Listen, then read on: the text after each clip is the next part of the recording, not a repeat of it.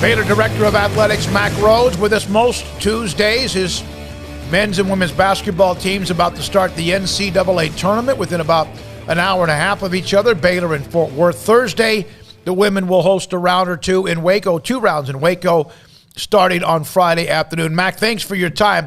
I want to start with this. Did you see the real emotions from your women's basketball coach and Nikki Collin following that game with Texas, and how she basically just spilled the emotions out and what that game meant to her, that situation? Yeah, no, I was there by her, and certainly was in the post game press conference, and had some really good conversation with her, and you know, that's one of the things that I appreciate about her most is her authenticity and how genuine she is, and she's not afraid to be vulnerable. And you know, the thing that probably stood out most is her fear of disappointing her players, her student athletes, and that's one of the reasons why we hired her, is just her genuine love and passion, and just this desire to bring her best every single day, not for herself, but for them. And it's always, since she stepped foot on this campus, it's always been about them.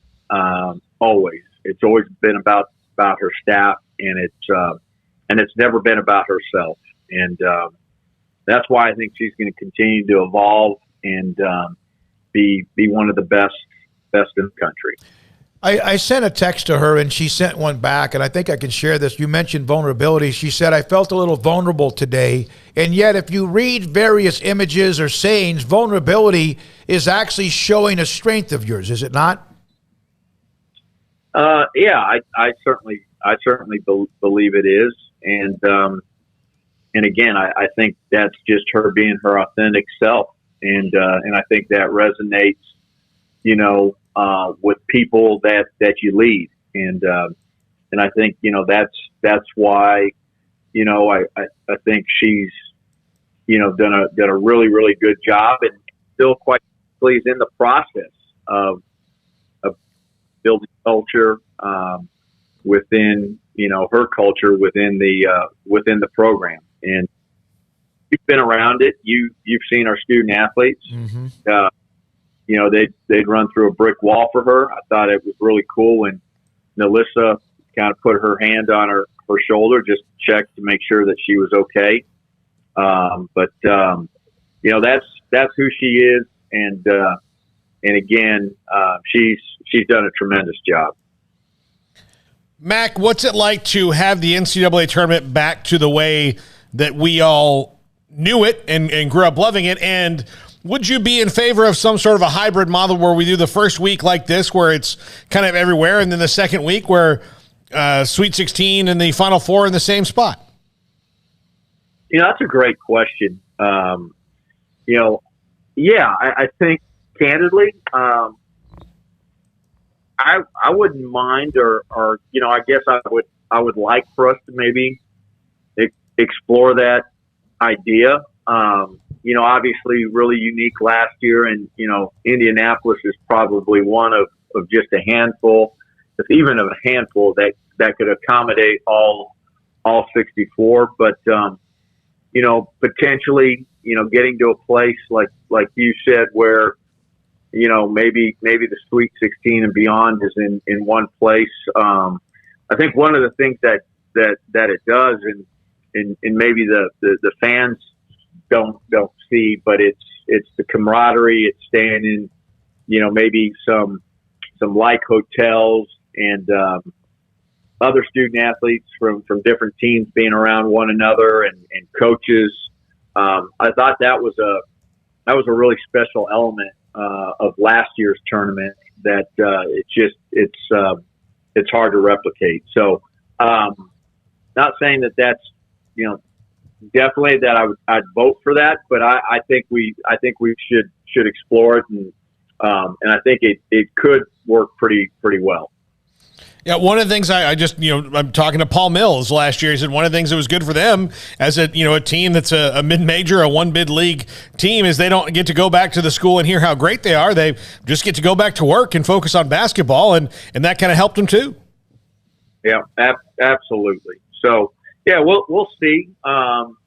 We'll see, in the next, upcoming years if there's any additional conversation and how it may, continue to evolve.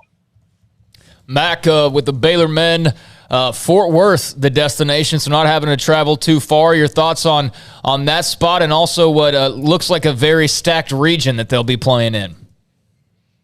Yeah, I mean, we Coach Drew and I had an opportunity to talk right after the selection show, and we were kind of, Scott and I were kind of debating, what region's the toughest, and look, they're all tough. Nobody has an easy path to the Final Four, and I like the fact that we get to be close to home for the first two rounds. I think you have to be careful, though, when you are close to home in terms of distractions and all of the ticket requests and just all of those things that come with being that close to home.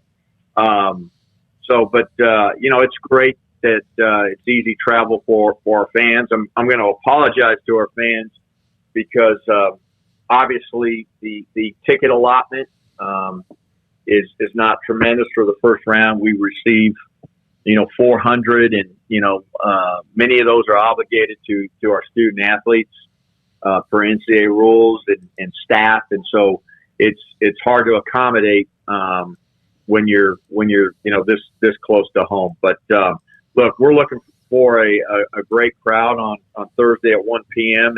and think it can be and should be a home court advantage for us. Mack, the way that the conference is down the road with the expansion of the four schools, whenever, Brigham Young 2023 and others, have you heard anything at all about, or any kind of discussion about whether the American Athletic Conference is working with Cincinnati, Houston, or UCF to allow them to leave any earlier? Has anything been said about that through the various political or back pipelines?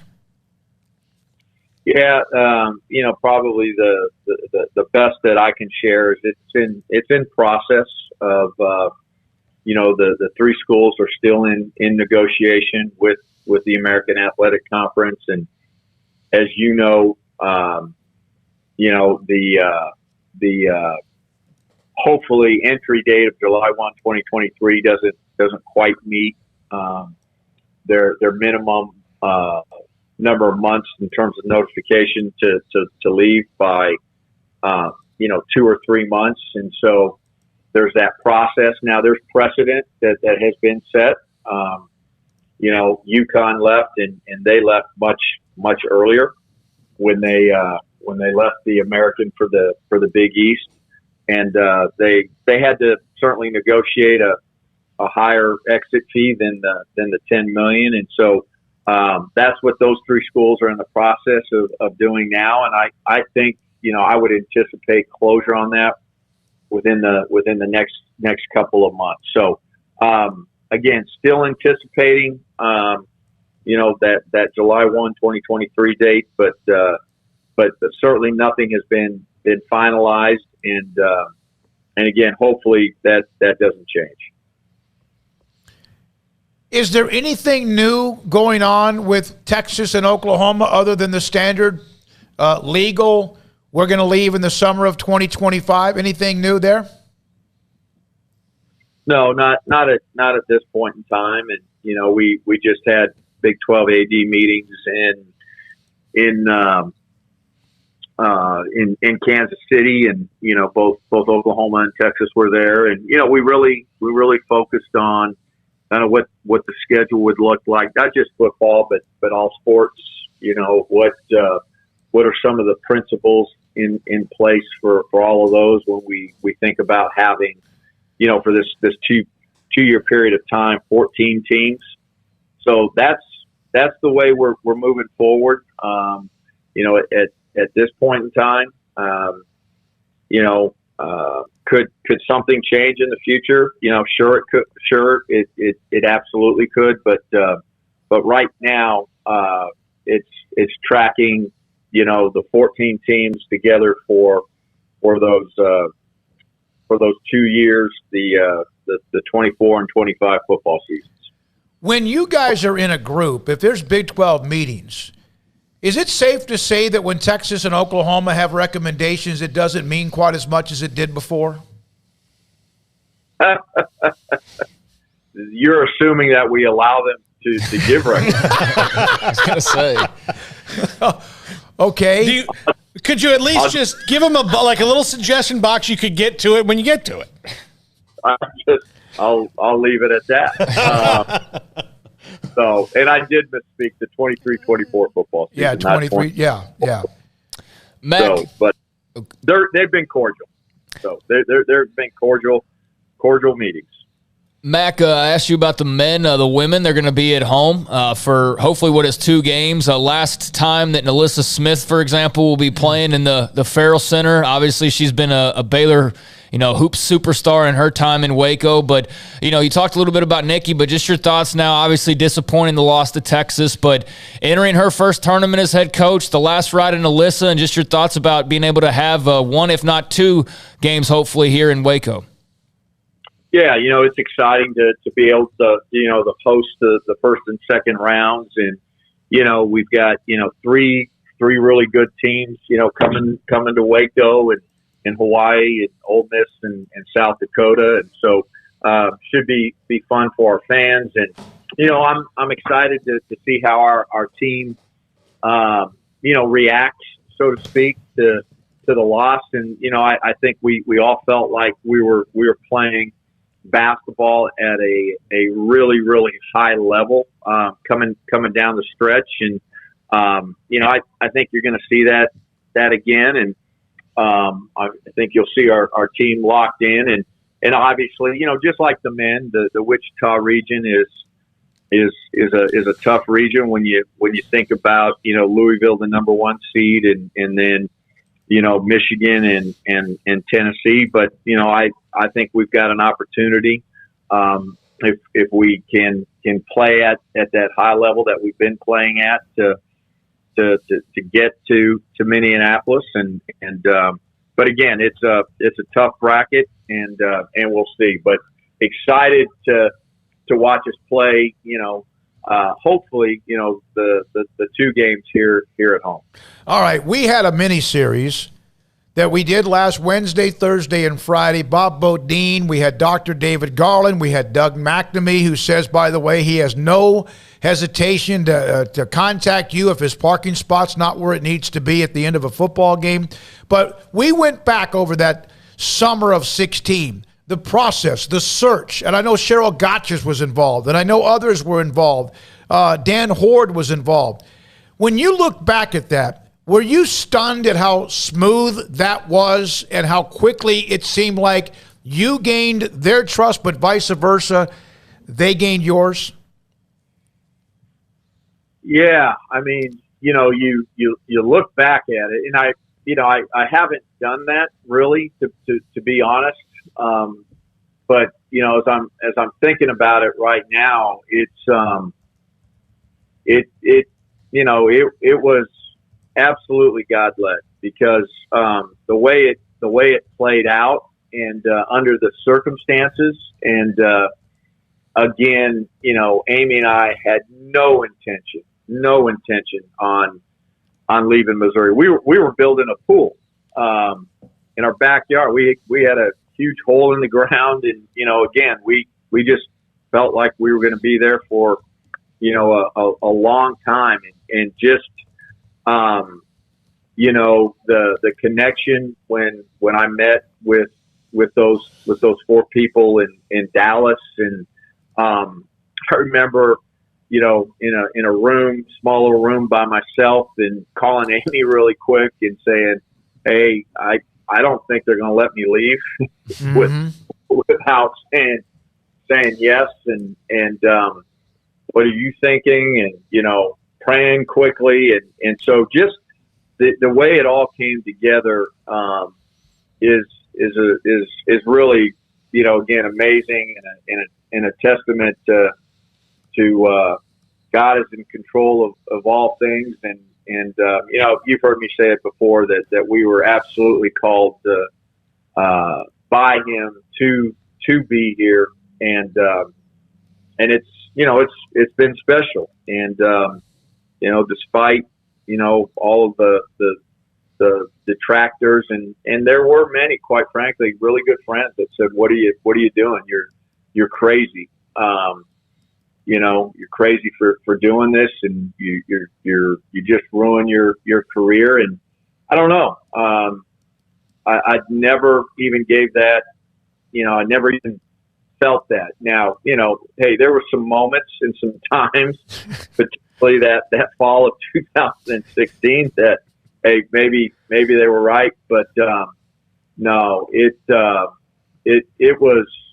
was really special the way that came together, and again, just God leading it the entire way. Kevin Gall, obviously now working with you at Baylor as well, a part of that search as well. I know you're probably like Dave Aranda. When I told you last week we were doing kind of a mini series, you probably went, "What the hell are you doing that for?" But I thought with all the success during the regular season with basketball and what they've done in football and so many more things, it was time to reflect back on that time. We do appreciate your access every week, Mack. Well, thank you all, and appreciate you talking to those folks. And by the way, I did try to call them and tell them not to do it.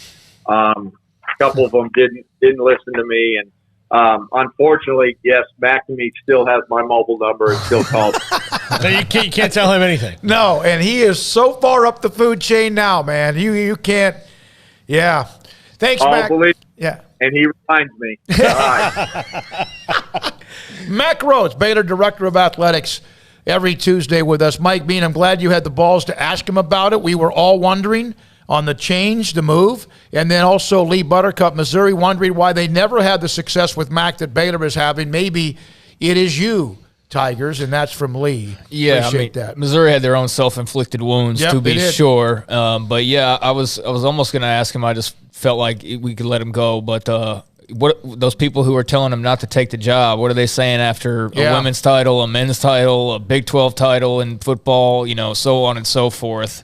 I'm sure they're probably glad he didn't listen to him, because there were definitely a lot of people thinking that was just the worst move imaginable at that time. Everybody that was a part of that search firm that I had a chance, or we had a chance during that last week to talk to, said that. They put him in a room, they left, they said, make a decision. And they didn't give him much time. And he just mentioned that when he called his wife, Amy, to get kind of her feedback as well. Sic'Em 365 Radio.